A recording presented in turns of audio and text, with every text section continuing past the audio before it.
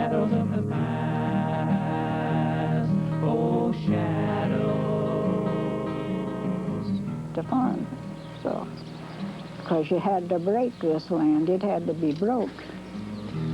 Reminiscing the days of our lives, reminiscing the years and the times that we recall.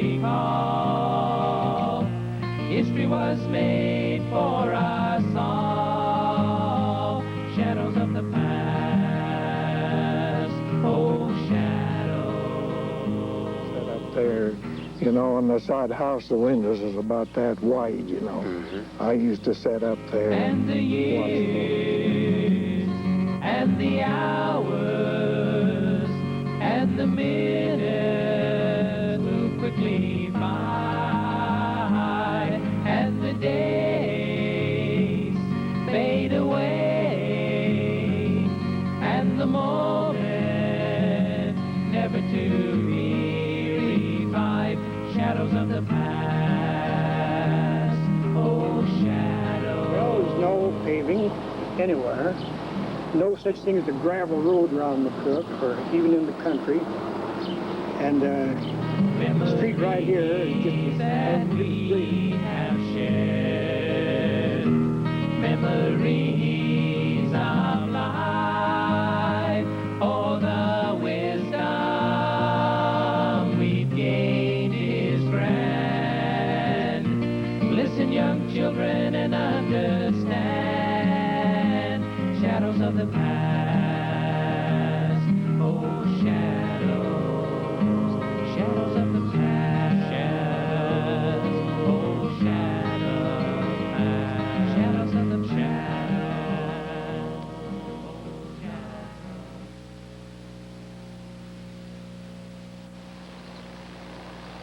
Each of us touch many lives in a lifetime. Our own lives are enriched by being touched by others. My name is Bill Watson, and my life was touched by the personalities and recollections of the 14 men and women that were interviewed for this program. These people grew up with the 20th century in southwest Nebraska. They grew up without the modern conveniences that we take for granted. They built their homes, went to school, were married, worked and played with the same zest and love that we see in our best people today. Let me introduce these men and women to you. Harry Thorndike, 87 years old, and his wife Ada, 88 years old, are living in Cambridge, where Harry retired from operating his general merchandise store. Both enjoy being together and visiting their children. Adolph Tooman, a retired banker from Trenton, is 89 years old, now living at the Heritage Plaza in Cambridge. He enjoys reading and renewing old friendships. Josie Hines is 105 years old. She lives at the Muse Good Samaritan Home in Arapahoe. Quilting is a favorite activity for Josie. She also plays the organ for Sunday church services. Alice Stieber lives alone in Cambridge. At the age of 94, she keeps house and enjoys working in her garden. Playing her grand piano is one of Maud Lee Butler's pleasant pastimes as she resides at the Heritage Plaza in Cambridge. Maud Lee is 90 years old. She was a sister-in-law to the late Senator Hugh Butler. Lois Shiflett, 77 years old, farms north of Cambridge with her daughter. She finds pleasure being with her great-grandchildren. Dal Newcomb, 89 years old, is a retired farmer. His wife, Pearl Newcomb, 85 years old, is a housewife. They now live in Cambridge. Dal likes to work in his yard and garden while Pearl enjoys crocheting and taking care of her plants. Another resident of the Heritage Plaza in Cambridge is Carl Siebecker. He is also a retired farmer. He is 87 years old. At 81 years, Josephine Trosper lives alone in Cambridge, belongs to many clubs, plays the piano, reads, and participates in church activities. Leonard Eubanks is close to celebrating his 85th birthday. He still farms north of Cambridge. He likes to work in his shop and tinker at fixing things such as engines and tractors. Mrs. Harry Strunk, 86 years old, has been active in the operation of the McCook Gazette newspaper, of which her late husband was the publisher. She lives alone in McCook, where she continues to take an active part in the McCook Gazette as co-publisher with her son, Alan D. Strunk. From the time he was 15 years old, Ray Search of McCook worked in theaters. Now 76 years old, Ray ran the Fox Theater of McCook. Since his retirement, he fishes, takes care of his yard, and has built and furnished a cabin. He enjoys his church work and continues to actively support the Great Plains Museum in his city. It has been said that times, places, and circumstances change, but worthwhile attitudes are changeless. Let's find out.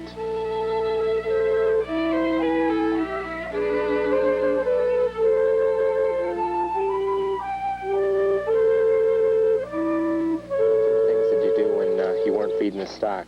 Were there any activities, say, that you children did? No, there wasn't. When the kids, we lived quite a little ways apart, and every time we'd have a little doings, or they always would have a Sunday school. That was one thing. We were pretty lucky in this locality. We had a Sunday school that we could attend, and that helped a whole lot. Were there many churches in the area when you first? No, there wasn't any churches close to us. The Soul Sleepers. Did you heard of them? The Soul Sleepers. Soul Sleepers is the name of them. When the schoolhouse was down here, why, they used to, I went to Sunday school there every summer because they would teach Sunday school there, and then they'd have meetings every so often and everything. I went to that.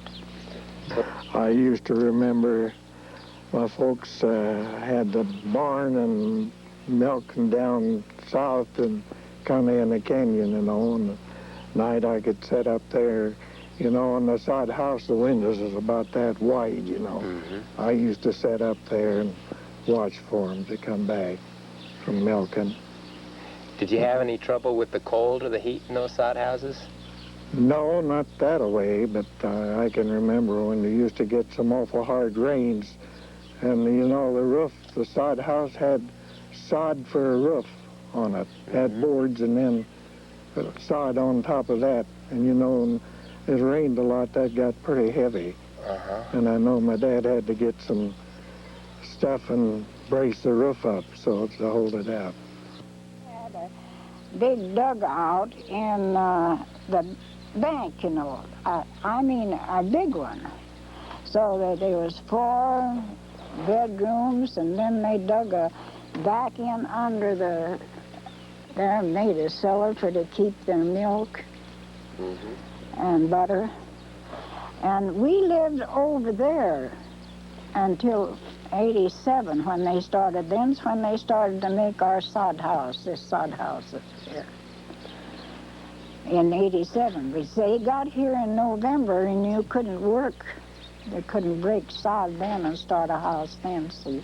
So they had to live with grandpas until spring of 87. Then's when that sod house and sod barn was built. Did you have any trouble with animals, snakes or fleas or anything? Yes, I did.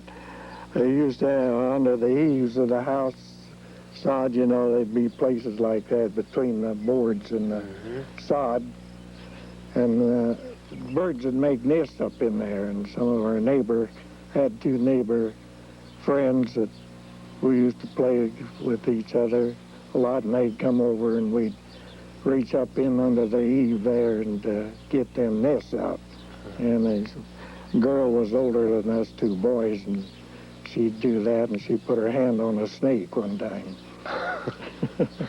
Didn't get bit, though, did she? No. I bet you got out of the way pretty quick. Yeah, we didn't do that anymore. Oh, we had to take care of the horses, milk 2 or 3 cows, and general chore work, feed the hogs, and also feed the cattle when it was wintertime. What was it like during winter in those early days? Well, we had some pretty tough winters, a few of them. And then we had some awful nice winters. But when it was bad because none of the roads was open like they are today. They was out through the prairie and gates open to go to town. And we had to go about 4 miles before you run out a public road, before you run into a public road to go to town. And What was it like being the daughter of a judge? Well, you got in on a lot of secrets, I guess, that you didn't dare tell. I learned at an early age that that there were private things and there were things that you could talk about. Did that sort of, was that awfully difficult for a young girl to keep quiet at that time? Or? Well, at times, but then we had pretty well drilled into us. About a 100-foot tower on the front of it, and it had a clock in the tower that had a face on the south and the east and the north. And it had a bell that struck every half hour, just like, and the clock was powered by weights, just like a big cuckoo clock. And my brother and I, we had the job of winding this clock once a week. It was a 6 to 7 day clock. And to wind it, these weights, I presume they weigh between 600, 800, maybe 900 pounds. And we go up into the top of the tower, and they had winches, one for the action and one for the bell, just like a cuckoo clock. And we'd go up there and we'd run out each side of the big crank, and we'd crank those weights. The weights went from the top of the tower down in about 20 feet underground, right through the tower. And we'd crank these weights to the top of the tower. First we get the action of the clock all taken care of. Then we go to the other side of the tower and crank up the weights for the bell. Well, it took a lot more power. But I bet you couldn't guess how much what our pay was for keeping that clock running. No idea. The pigeons we'd get out of the belfry. I understand you used to give people music lessons. Yes. Would you I like to go tell? down in the country with a buggy, horse and buggy, and drive around. In the country, give music lessons. Yeah, I did that. What kind of music lessons? Was it piano or singing? Piano. Yeah. Do you remember how much you charged? Oh, about 25 cents or something. Where did you and many of the other people learn to play the piano or other musical instruments? Did you learn this in school? Well, I think I was about 8 years old, and my folks thought I should start because I was so crazy about music anyway. And I had they got me an organ, and it was one of these reed organs that you pump this way. Mm-hmm. And it was 6 octaves. It was an Esty, great big tall thing. And I was so proud of that organ. I've often wondered now where it ever went to. Well, then when I was 13, then my grandfather saw to it that I had a piano, and I've had a piano ever since. Who taught you how to play? Your parents teach you how to play, or? Oh, I always had lessons from somebody, from a town teacher. The first piano, it would be organ, I learned was a lady came on a bicycle, found to the kids in the neighborhood, to have their lessons, and while she was giving the other young ones lessons, she let me ride that bicycle. I thought it was a bit of a favoritism, I'm sure, and I tried not to hurt the thing. But anyway, that was my first, and then from then on, it's always been exciting.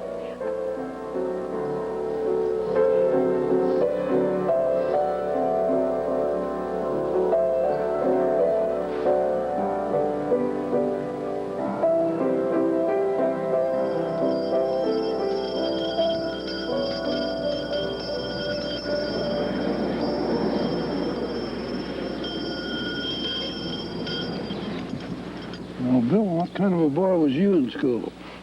Well, I was about like any other boy, but more important, what kind of boy were you in school? It's been a few years since you answered that school bell, hasn't it, Adolf? Oh, many years. So this is the same building that you went to school in as a young boy? That's right.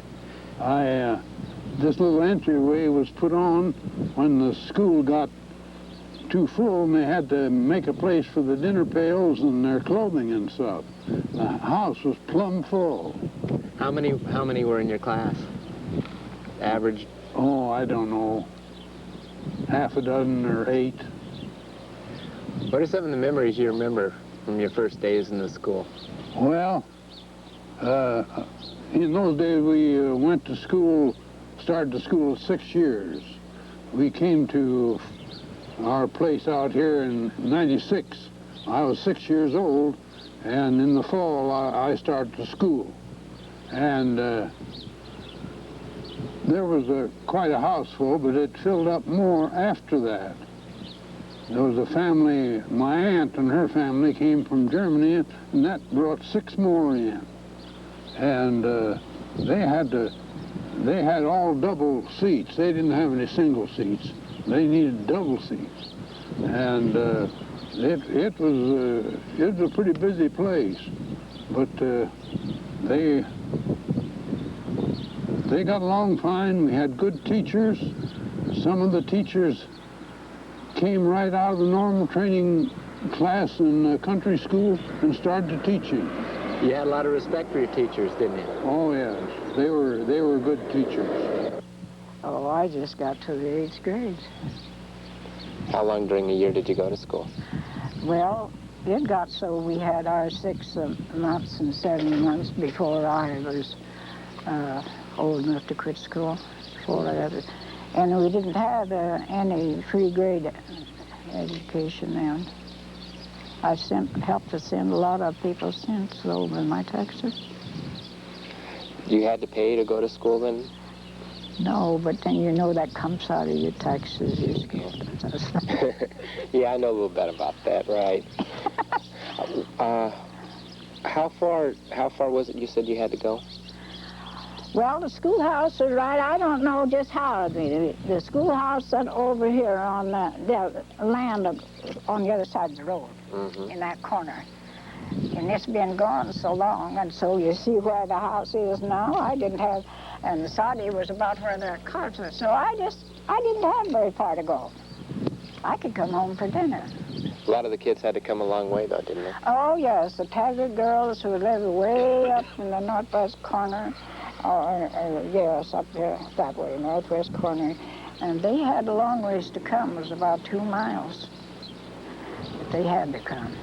And the same way with a family by the name of Converse that lived out here, they had a long ways to come.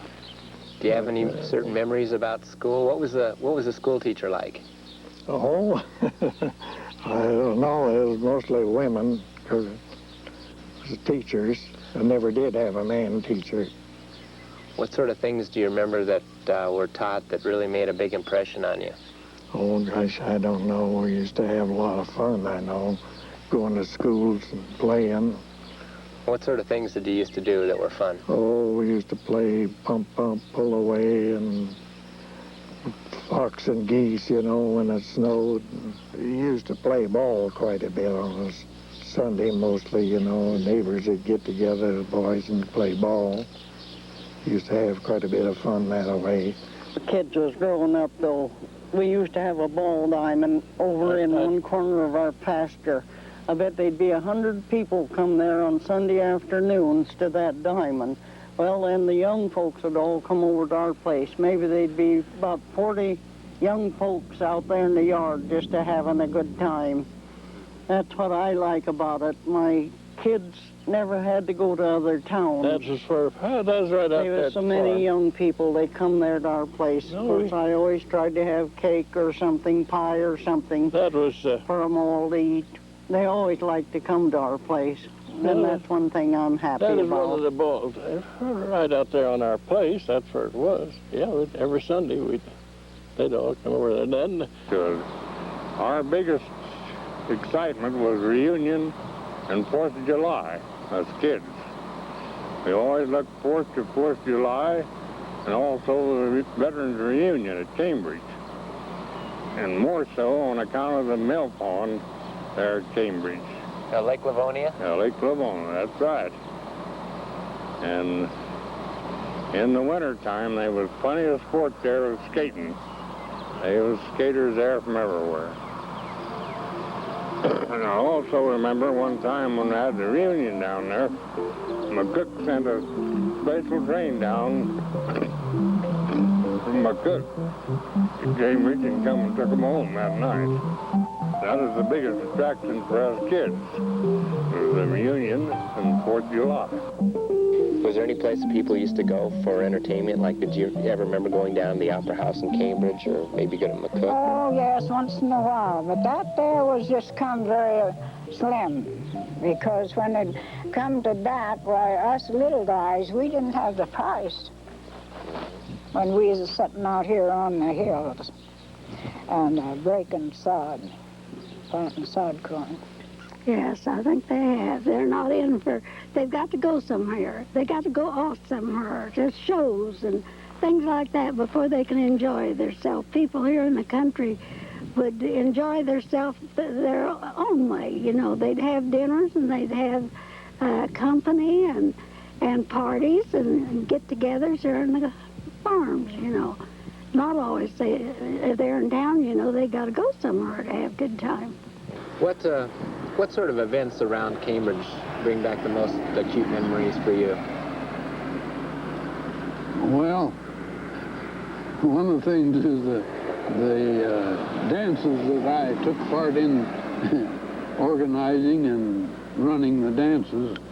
We had some real good times. It was a sort of a invitation.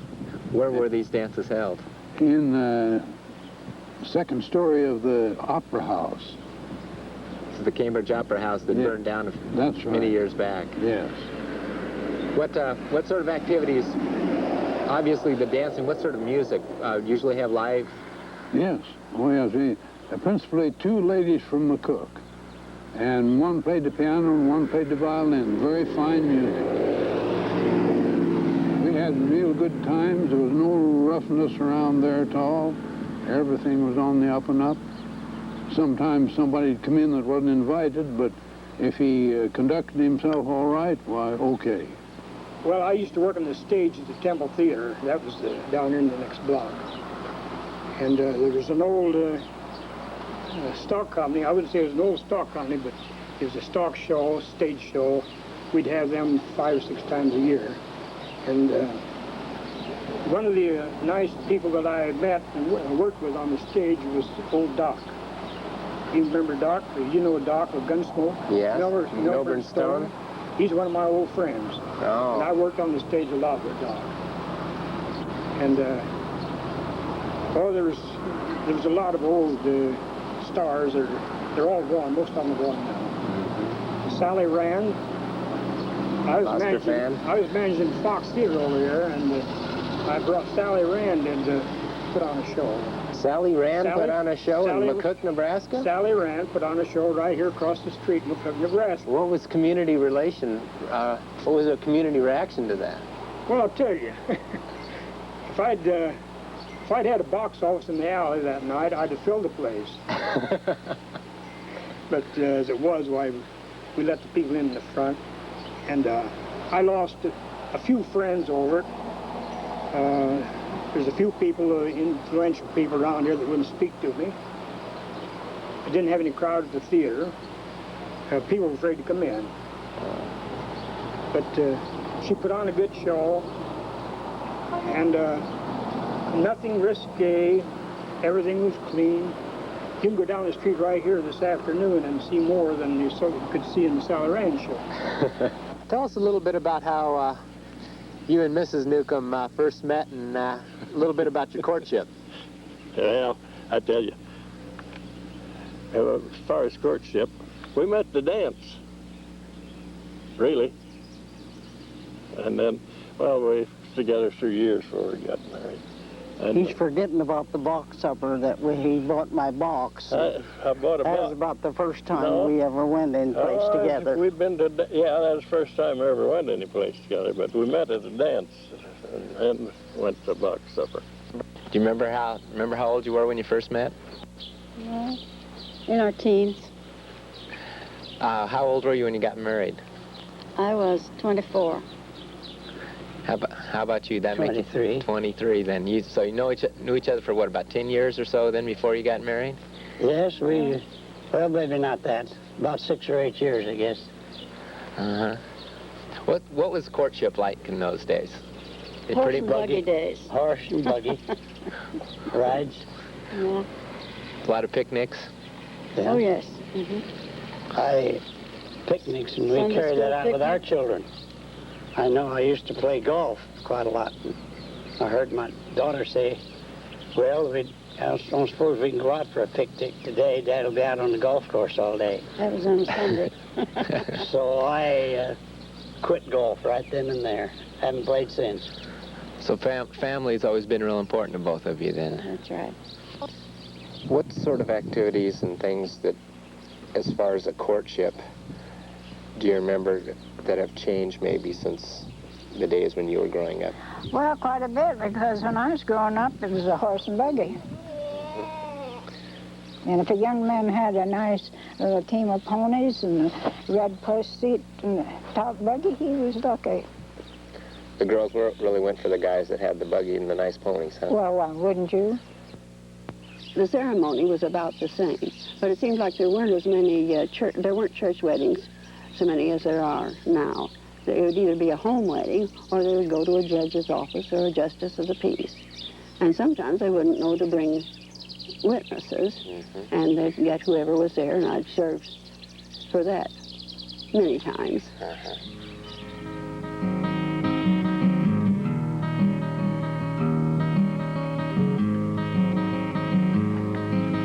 Social life, activities, fun, and games were all a part of those wonderful years.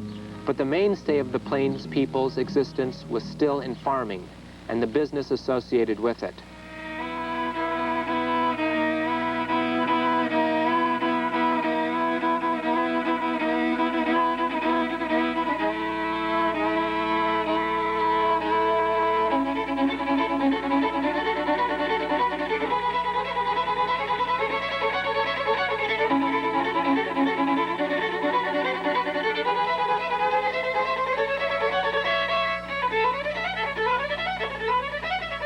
Like for the farmer in the early days back here? Do you remember? Was it a pretty hard life? Were the crop prices good? Do you remember your dad talking about that much? Oh, he sold lots of corn for 10 cents a bushel. You don't believe that, do you? You know, I believe it now. I'm not going to argue with you again. What were the farmers? And, you know, we was awful lucky if we got 50 cents for wheat. That's when I was a kid.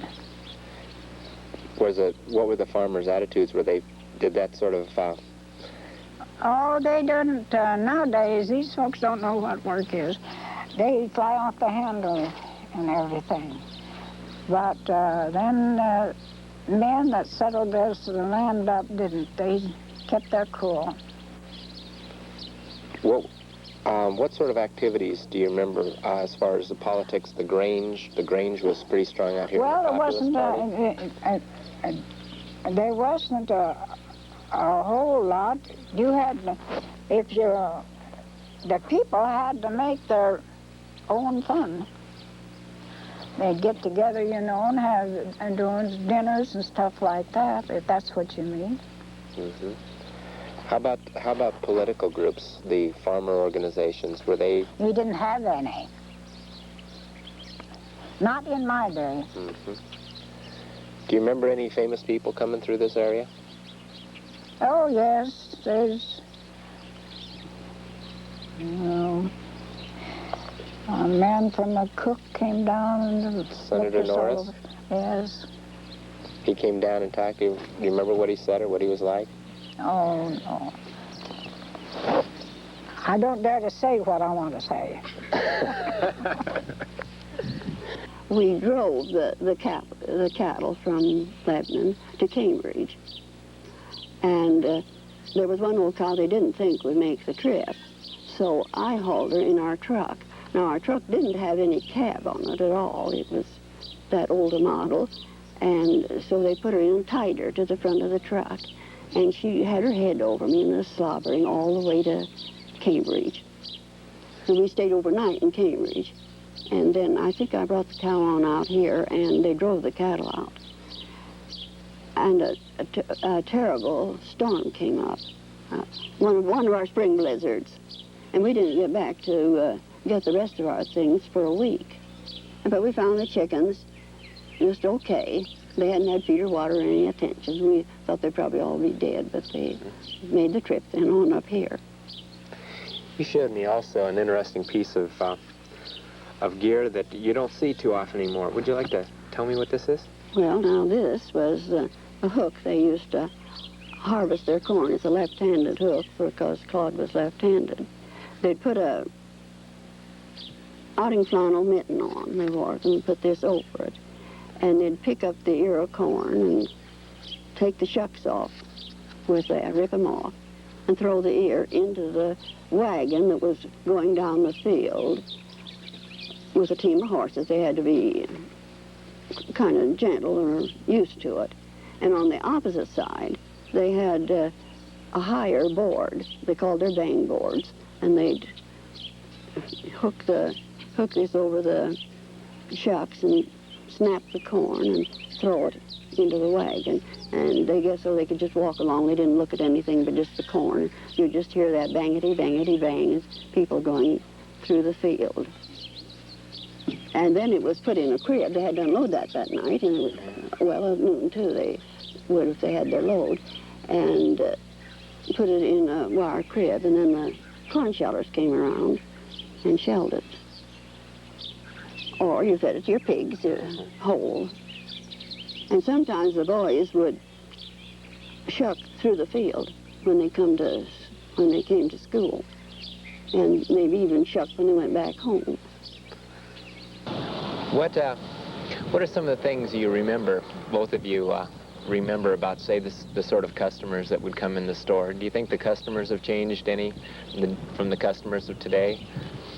Well, I would say this about, as I remember it, a lot of the early settlers lived on their egg money, and they didn't have cream stations. They sold butter, and we just bought butter.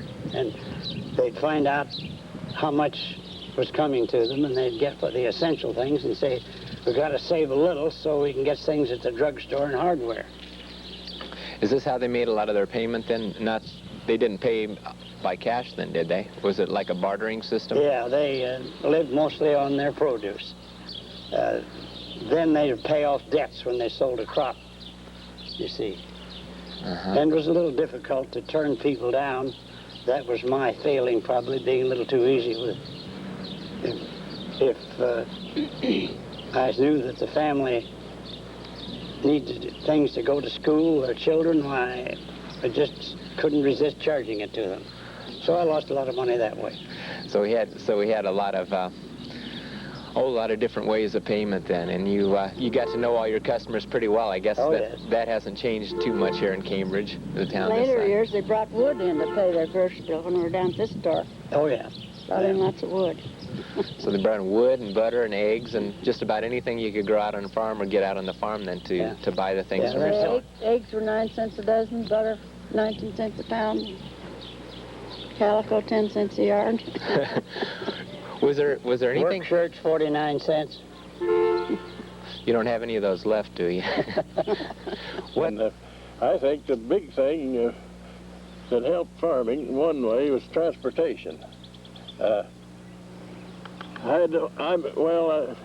It works every way. Now, if a fellow out there breaks down, he can come to town. Well, we used to have blacksmiths around. Some farmer in the country had a forge and one thing and another. But now they can get in the car and they can come to town. Next thing on transportation that I think has helped so much is these trucks.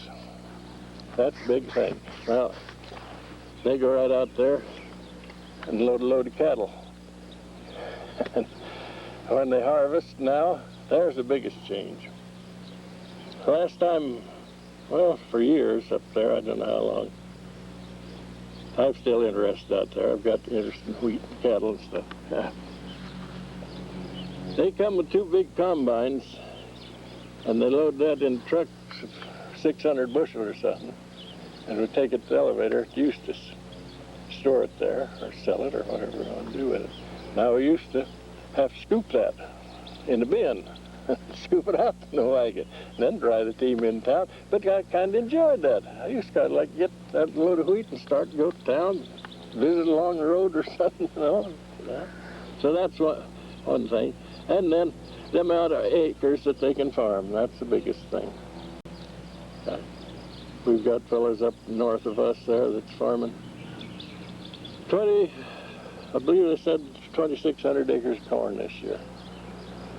Well, gosh, we used to, if we could, well, listing with a single row lister, we used to figure if we got 8 acres a day, we was doing a pretty good day's work. So that's it. That's a big change. That's a big change. Just the news pretty much comes to you now? Well, it does, and the newspaper business has changed so in these years. We use the telephone a lot, and people do that, and people come in more. Mm-hmm. So we don't report just for personals like we used to. Everything now is stories, it seems. So in the old days, then they would just have like personal news items, mm-hmm. and once in a while there would be a big story break, mm-hmm. but not like it does now. Well, I remember crop failures. I remember that very distinctly, and I remember very good crops. I remember the last year I was on the farm, I shucked corn, and corn was tough to pick. And one day, I gathered 70 bushels of corn. Going back a little bit before the Depression days, let's talk a little bit about probably one of the first major national crises in your lifetime was the involvement of the U.S. in World War I, our first major venture overseas. Do you remember the overall view of the people around here, how you personally felt as we started being drawn into that war? Well, of course, what brought it on was the U-boat, the German U-boats that are destroying our fleet and our transportation. And they were pretty upset about that. They didn't have any love for the Kaiser and his ilk. You mentioned that you had relatives from Germany, and this is a predominantly German area as far as the immigration. Was there still strong loyalty to the United States at that time, even though German was probably the greatest ethnic group in this area? Well, there was only just one here and there that was in sympathy with Germany. And the rest of them, if they were, they shut their mouth. But I don't think there were very many. I don't think there was. My folks were both born in Germany and came to this country. Well, I don't know if World War I, everybody was patriotic. Our men were leaving, and I didn't have to be in it. I was a little young, but most every person was patriotic. It was about the time you got married. I remember you said you were married in October. Yeah. So World War I had already... I wasn't in World War I. At that time, they had rationing came on, and I was on the county rationing board. And Frank Butler said I'd be more valuable on that board than I would in the Army, so I was deferred. But my number was, Jake Kraninger and our numbers were drawn just about the time the war was over. But that was one reason I wasn't in, was for that reason. What sort of things do you remember from this time? Well, yes, right away. We were married in 1913, Frank and I, and right away the war broke out, and it developed a lot of extra things. Mr. Brown, who was in the bank, organized a group of Minutemen. You know what they would be? Yes. They would go out and help to sell bonds, government bonds, and they'd be prepared to talk for a minute. My husband was one of them, and he always wanted me to go, and there'd be somebody that would sing. And we spent just miles and miles of going around to schoolhouses and things like that. Well, yes, clear up until after World War II, I think that the veterans had a very deep place in people's hearts and in their. They were very enthusiastic during World War I, and there was quite a German settlement, around Eustis, and they were Germans, and they were wanting to show that they were Americans. The boys about all went. I think some of them volunteered because they wanted to show that they were good Americans. So there was a lot of pride then. Yes, there was pride in it, and if you had a soldier over there, why, they kind of respected that, and could live it with you. Was there any special ceremonies or any special activities when a bunch of the servicemen would be leaving town? When they'd be taking the train out of town, was there? Well, the people would go down to the train, and there's one occasion why they hung the Kaiser in effigy to show their support. And one of their main songs was Over There. There may be others probably were, but that's the one that stayed with me. So people were really singing these sort of songs here at home during the war? Oh, yes, yes. You mentioned a little ditty that you heard of from the First World War. Yes, they used to say that. Kaiser Bill went up the hill to get a look at France. Kaiser Bill came down the hill with bullets in his pants. What was the reaction when World War I was over? Did they have any celebrations here? Yes, the morning that the World War I ended, I was practically sitting up waiting for it. We'd had a cue that it was just about over, but the whistle started blowing, and I grabbed a flag. I had a nice 5-foot flag, put it on a pole, and I come downtown, and that was about 4 in the morning. Come down North Avenue, and the people were coming in every direction. Not a huge crowd, but I presume there was probably 150. And we started marching up and down the street with the flag. We started to fire down the corner of Norris and C Street. A big bonfire right there in the middle of the street. Of course, no paving, and it didn't bother anybody to have a fire. But we started the fire. Then we formed a parade, and we turned this corner and went over, and we got the mayor out of bed, made him come down, and he come down and marched with us. We built up the fire some more, and we had a huge fire. And a lot of the businessmen of the community come down and joined us. And a lot of shooting, a lot of noise.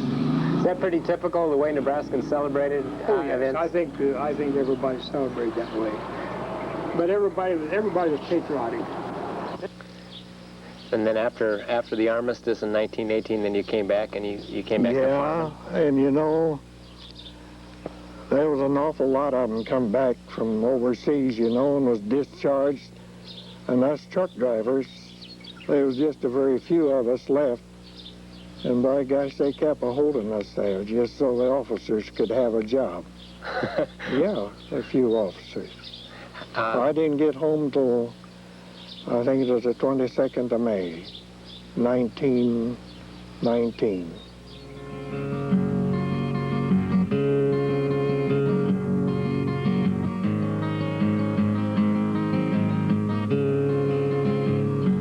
After the war years, great rejoicing carried our country forward until 1929, when the Great Depression, dust storms, floods, and other natural disasters took their toll on the Plains people.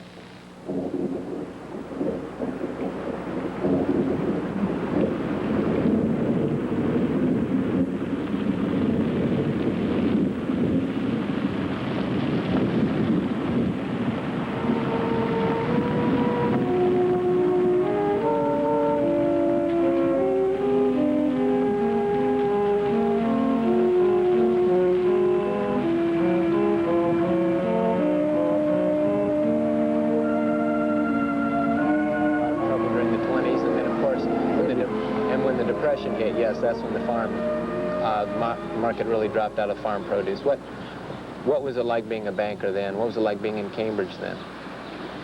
Well, I wasn't in Cambridge then. I was up at Trenton. Trenton, okay. And I was running the bank there. Well, I went through the Depression of 21 and through the 30s, and I got through all right. And I didn't have a thing to do. I didn't have to put any money into the bank or to cover any losses. I had plenty of reserves, and I was one of the fortunate ones. There was 1, 2, 3, 4 banks that had trouble. 2 banks that didn't have any, 3 banks that didn't have any trouble. In the county, we had 10 banks in Hitchcock County. Now there's 4. Correct amount. What were the major things you remember from the Depression days? Were you involved? We had the Dust Bowl in certain areas of the country. Did that affect this region of Nebraska at all? I and the family went right after school down to Texas to visit my folks who lived near Wichita Falls. And I'd call up here every few days to the cashier and see how things were. And he says, we turned the lights on this afternoon at 3 o'clock. And I says, what'd you do that for? Well, he says it was just dark with dust storm. It was terrible. And I couldn't imagine it, you know. Never had seen anything like that. Oh, those were desperate days. That is, I made farm loans for the Federal Land Bank, and I've had several farmers come in and offer me a deed to their farm because they didn't think they could make it. And then I'd talk them into staying, and they come out pretty good. Well, I would say from 31 to 39 was tough years. 8 years of crop failures. A lot of farmers had to leave their farms, and some businesses were closed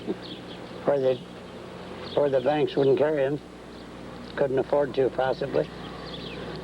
Those were the toughest experience that I ever went through, those 8 years.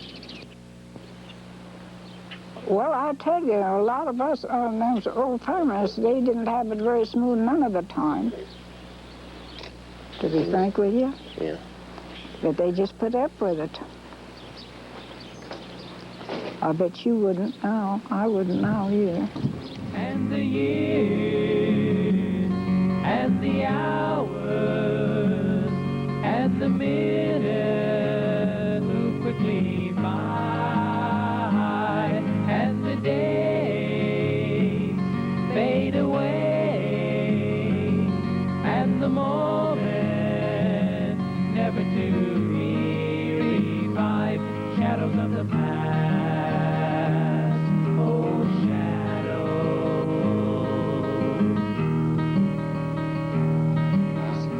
We had a bad flood in 35 that just pretty near ruined this area.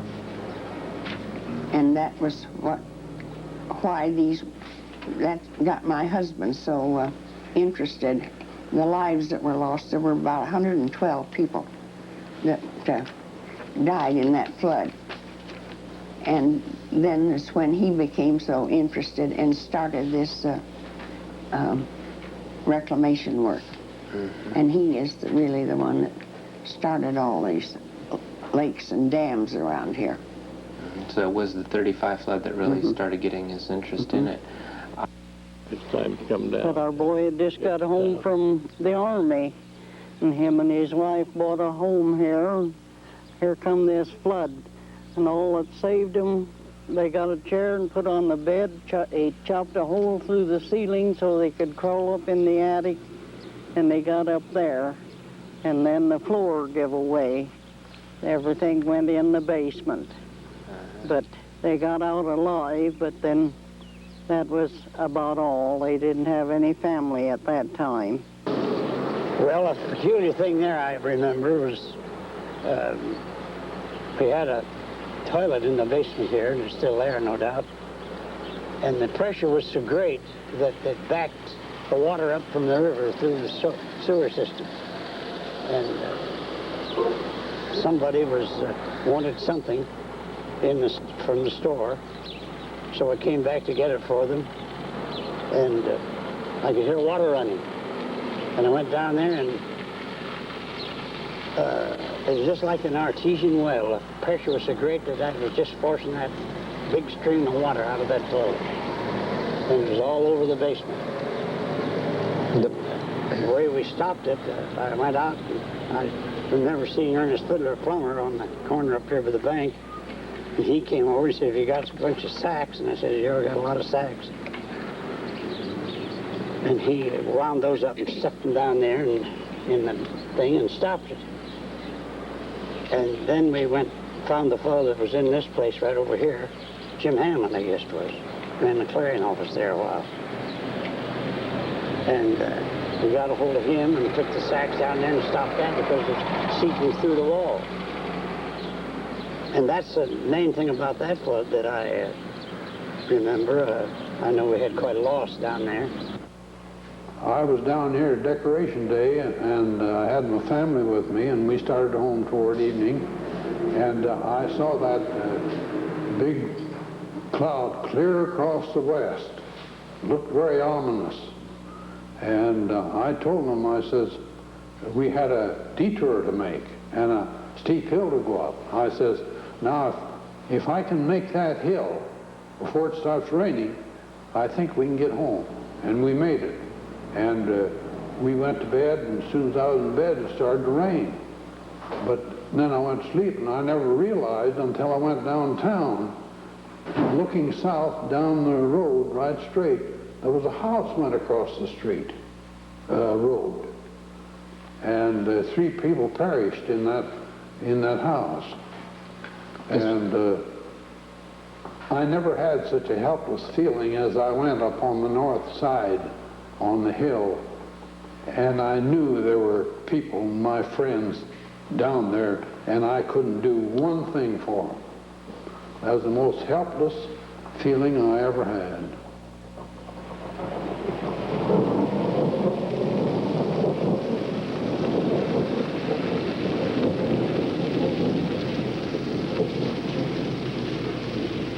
Shadows of the past, memories which, if not preserved, will never last.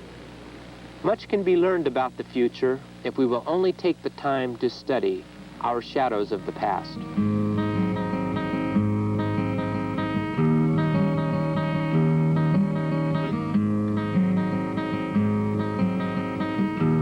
Shadows of the past. Shadows of the past. Each moment that we spend alive, moments of heartaches and pride, shadows of the past, oh shadows. I think I've lived through the best period of our country, the very best. And from now on, it will be downhill. And I haven't much to worry about because I haven't very many years to be around. But that's the way I look at it. I was fortunate. I lived in the best period of our country. Can't say that I've ever been dissatisfied with my life in Nebraska.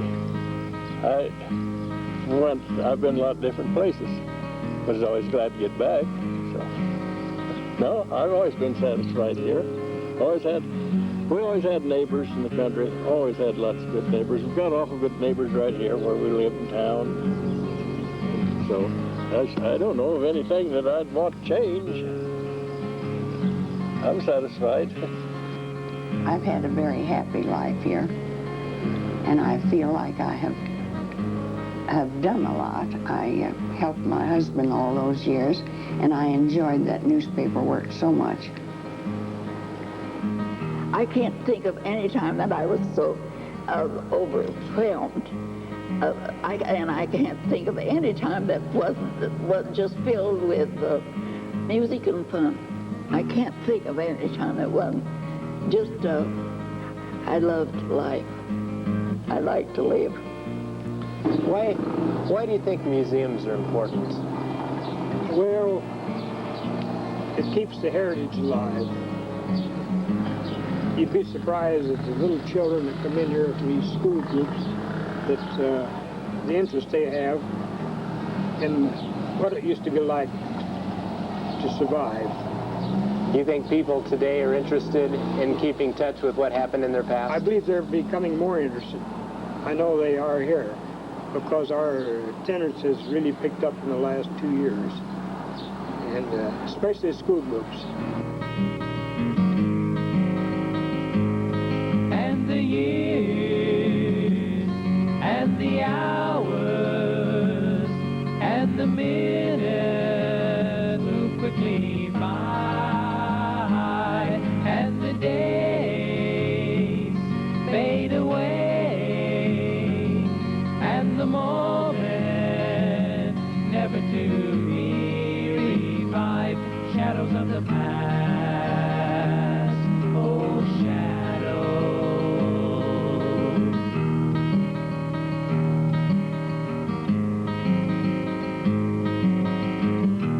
Memories that we have shared, memories of life, all the wisdom we've gained is grand. Listen, young children, and understand. Shadows of the past, oh shadows, shadows of the past, oh shadows, shadows of the past. This program has been funded in part by a grant from the Nebraska Committee for the Humanities, a state-based program of the National Endowment for the Humanities.